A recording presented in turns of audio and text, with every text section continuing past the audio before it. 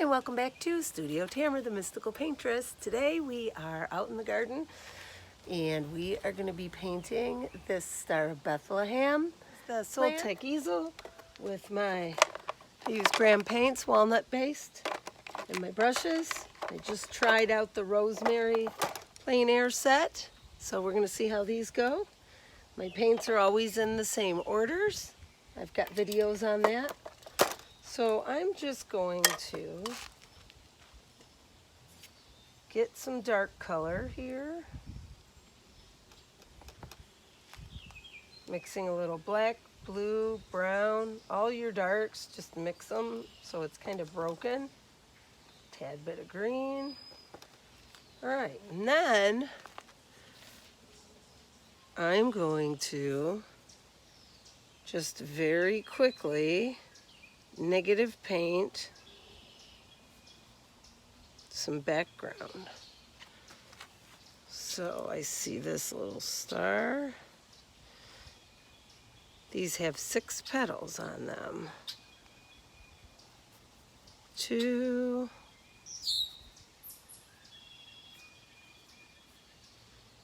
3,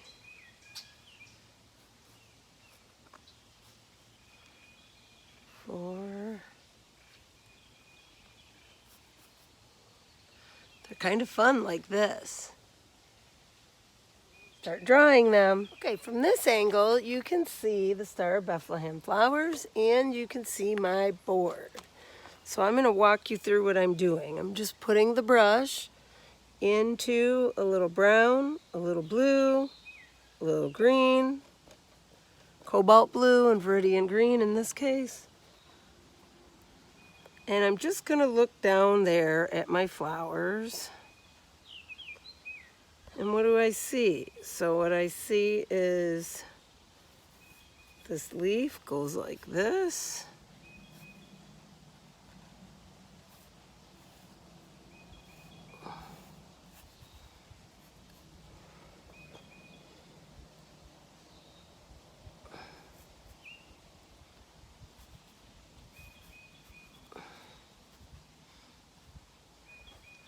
You guys able to see this?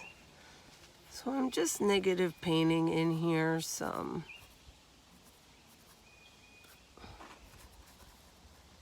broken color, darks. So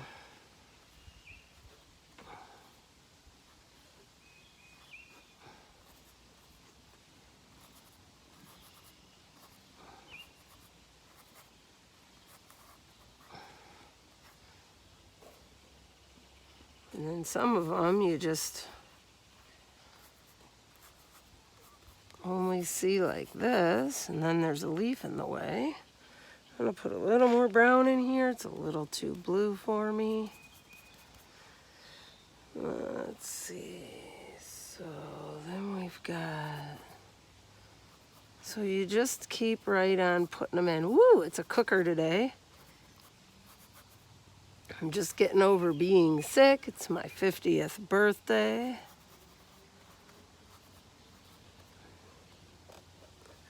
What a better way to celebrate than go out and paint. Plein air painting, outdoor.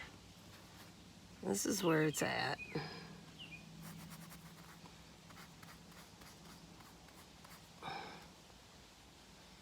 So that's about how many we've got here. And then our background, I'm just going to squint because I've also got some leaves in here, don't we? So I'm going to put negative paint in some of these leaves.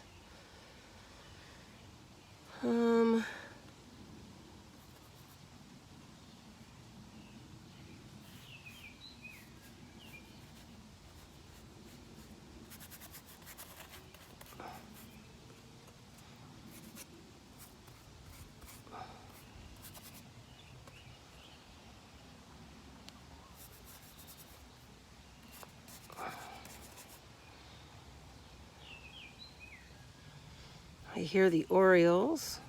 They sound lovely.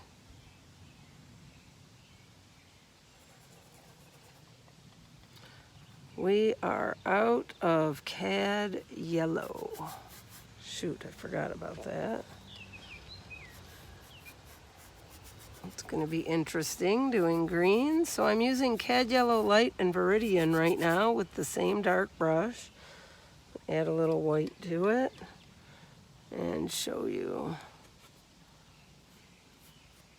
That's what happens if we add a little white to it. It just lightens it up.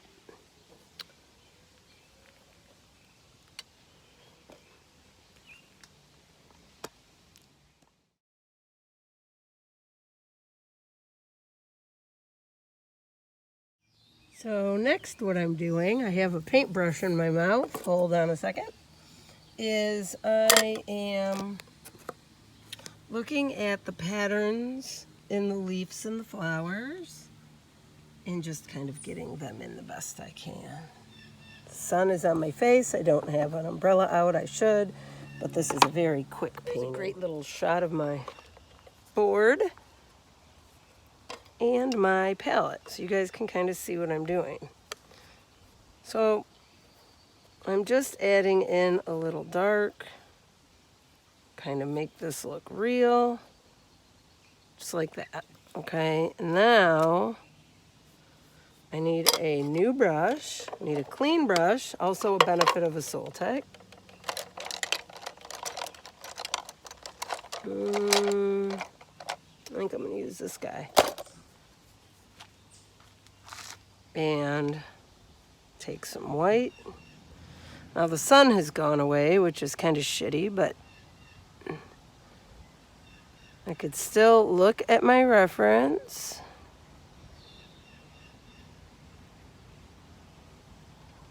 And just kind of go over the little spots that I had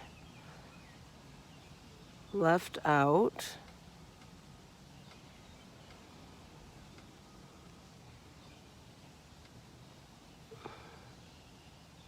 Oops. Okay. If you make that mistake, you can come right in with a nice dark color and that will break that petal back up so that you don't have to have a flower that doesn't look real. Remember, you have 6 petals on each flower. You have to pay attention to things like that when you're painting if you want things to look realistic. Also, they're not going to be all shaped exactly the same. That wouldn't look real either. So just study your reference.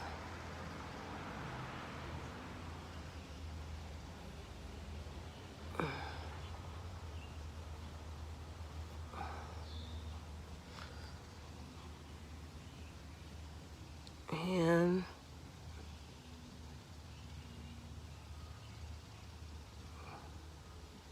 put your flowers in, like that.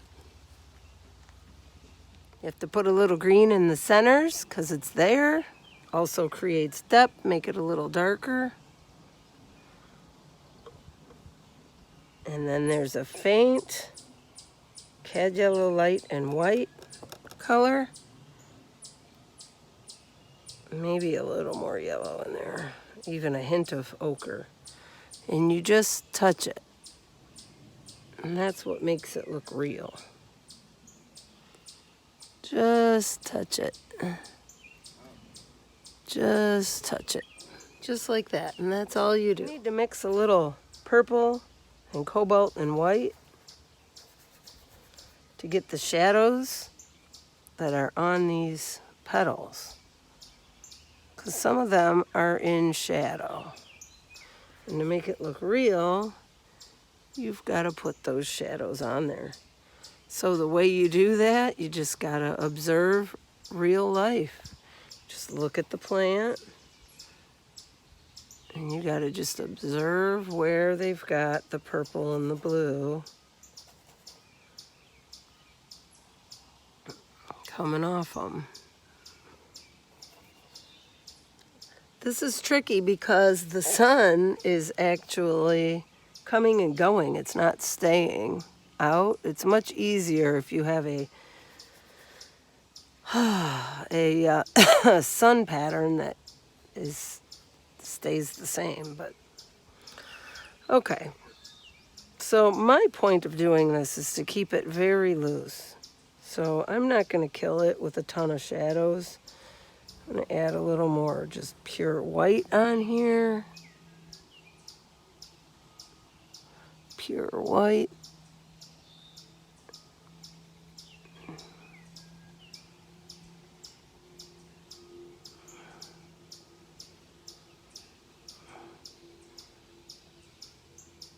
Okay, and then take your darker brush, your little pile of darks. Everybody following along so far? Okay, and we're gonna clean these up. We're gonna clean these up a little because they're a little sloppy.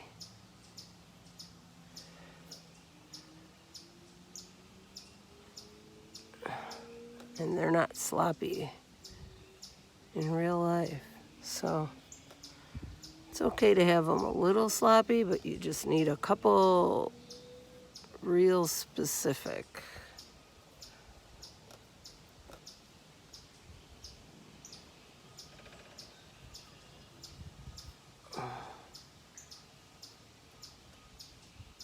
Just like that. Just a couple indicators.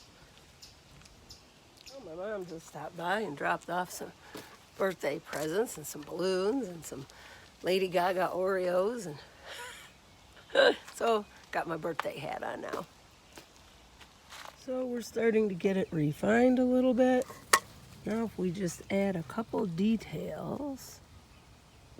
Dropping your painting on the ground is never good.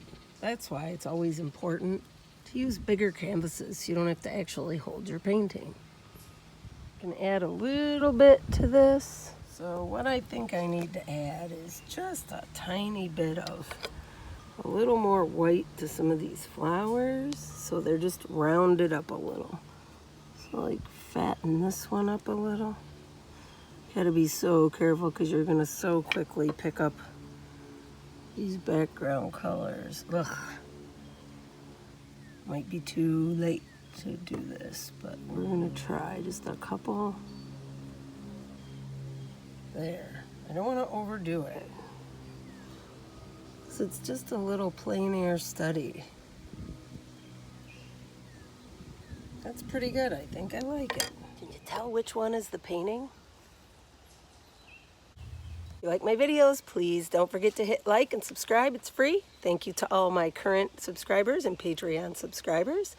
And have a wonderful day.